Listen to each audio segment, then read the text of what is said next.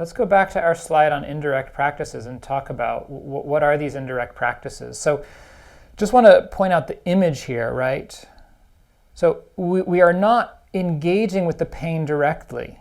There's a sense of moving attention away. And this is the first just general way we could think about indirect practices, is simply about redirecting attention, placing the attention somewhere else consciously.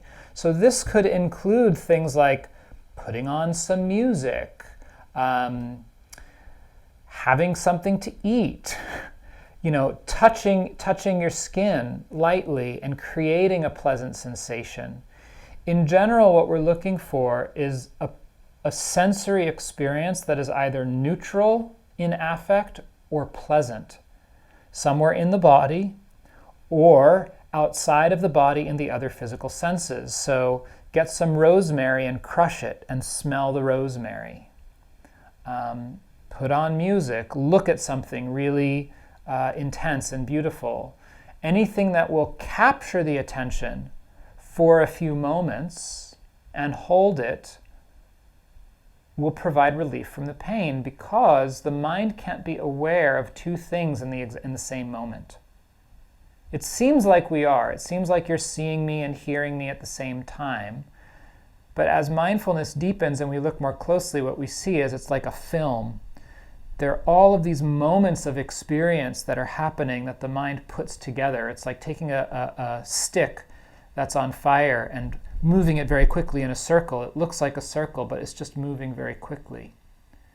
So if we can connect the attention with something else momentarily, in that moment, the pain is not being experienced. Or if it is, it's far in the background and something else is in the foreground. The experience can occur. It can appear differently based on how the mind is relating to it.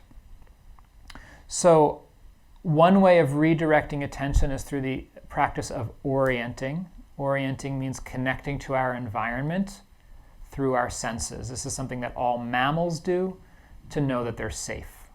This comes out of the work of Peter Levine, somatic experiencing. So brief experiment we can try together, and this is a tool that you can use with clients and patients. It takes a little bit of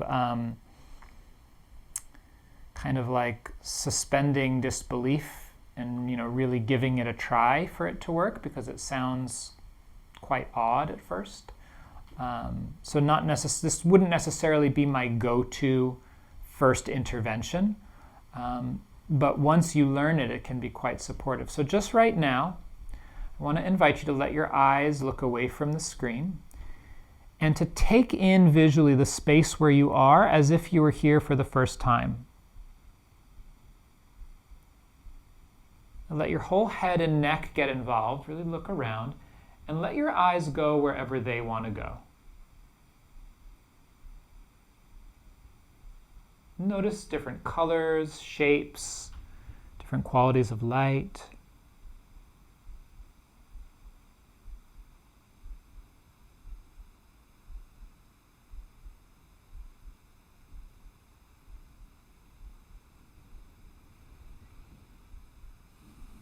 If you notice something pleasant or attractive, you can just let your eyes linger there and just take in the particular quality visually of what you're seeing.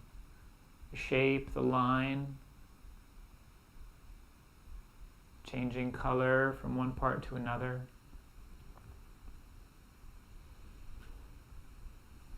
And then when you're ready, you can bring your attention back to being here together. Okay. So what did you notice when you did that? How do you feel right now as compared to a few moments ago? Just drop it in the chat. Does anyone feel a little bit more settled or present? Right, calming, peaceful. Did anyone notice just a spontaneous breath come through, like you took a deep breath at some point, right? That's your nervous system settling. So what's happening here is that the vagus nerve Have you guys done any work on polyvagal theory at all yet? So there's this theory about the nervous system that was posited by a man named Dr. Stephen Porges called polyvagal theory, that says that the vagus nerve, which runs here in the body, has multiple branches.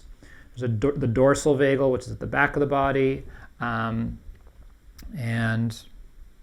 I'm blanking on the name for the posterior front of the vagus nerve. And each of those branches has different functions in the nervous system.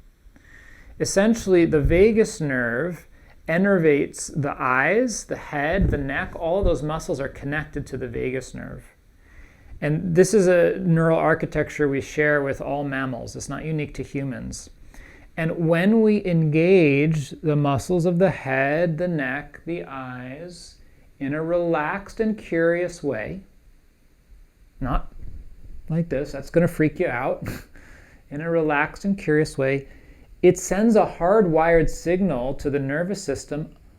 Oh, this is where I am. I'm here.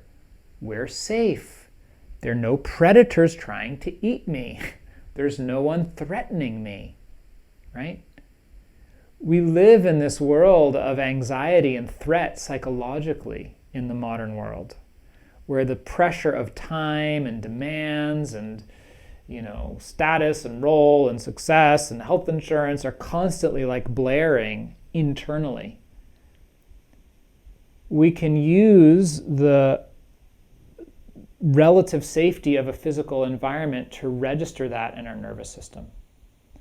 So with pain, it can take a lot of focus and attention to do this, because there's a signal in the body saying something's wrong, this hurts, something's wrong. But being able to connect with the senses brings us out of that and into the reality that in this moment, right here and now, my physical body is safe. It's not a thought, it's something that registers in the body.